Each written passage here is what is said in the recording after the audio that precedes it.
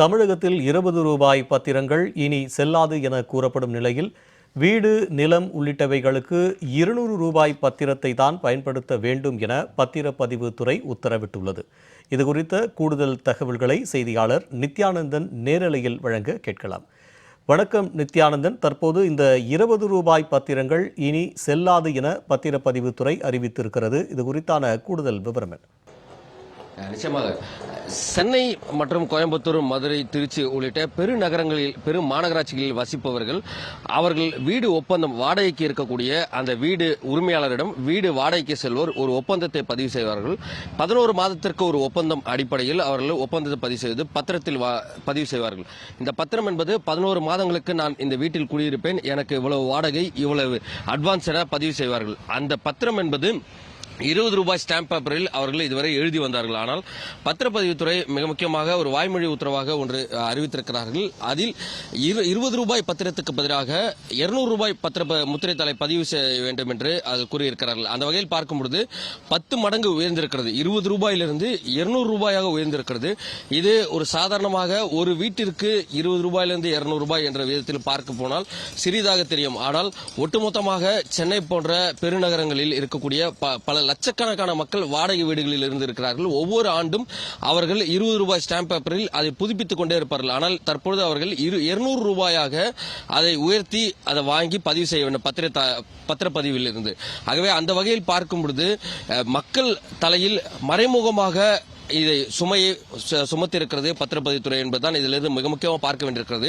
20 ரூபாய் ஸ்டாம்ப் பேப்பரை 21 ரூபாயோ அல்லது 30 ரூபாயோ என விலையை உயர்த்தாமல் அந்த 20 ரூபாய் ஸ்டாம்ப் பேப்பரை பயன்படுத்தக்கூடாது, அதிலிருந்து 200 ரூபாய் ஸ்டாம்ப் பேப்பரை பயன்படுத்த வேண்டும் இதற்கு பிறகாக என்பதனுடைய சாராம்சம் என்னவென்றால், அரசாங்கத்திற்கு வரக்கூடிய அந்த வருவாய் என்பது மறைமுகமாக மக்கள் மத்தியில் ஒரு 20 ரூபாய் ஸ்டாம்ப் பேப்பரை செல்லாது என்று அறிவிக்காமல் அதை மறைத்துவிடும் பட்சத்தில் 200 ரூபாய் ஸ்டாம்ப் பேப்பரை பயன்படுத்த வேண்டும் என்றால் மறைமுகமாக மக்கள் தலையில் இதனுடைய இந்த விலை உயர்வை திணித்திருக்கிறது பத்திரப்பதிவுத்துறை என்பதுதான் இதிலிருந்து பார்க்க வேண்டிய மிக முக்கியமான செய்தியாக இருக்கிறது.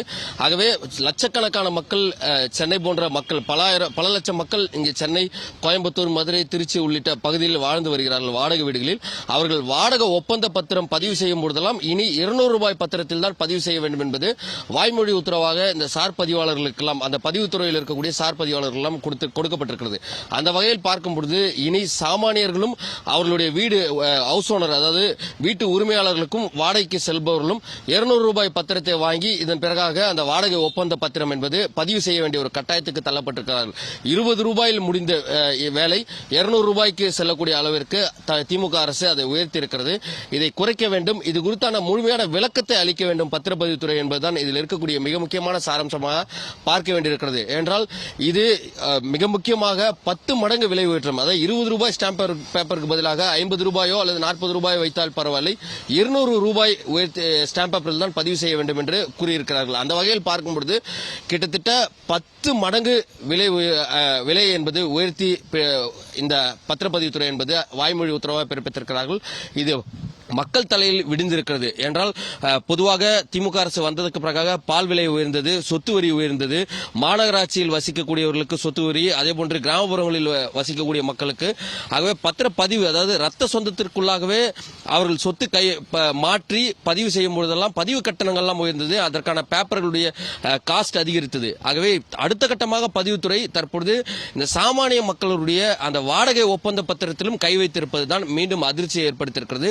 இது குறித்து முழுமையான விளக்கத்தை பத்திரப்பதிவுத்துறை இன்னும் அளிக்காமல் இருக்கிறார்கள். முழுமையான விளக்கம் அளிக்க வேண்டும் என்பது பொதுமக்களுடைய மிக முக்கியமான கோரிக்கையாக இருக்கிறது. இந்த 20 ரூபாய் பத்திரத்தையே மீண்டும் அமலுக்கு கொண்டு வர வேண்டும், அதை 200 ரூபாய் பத்திரமாக மாற்றக்கூடாது என்பது பொதுமக்களுடைய மிக முக்கியமான கோரிக்கையாக இருந்து வருகிறது. விரிவான விவரங்களுக்கு நன்றி நித்யானந்தன்.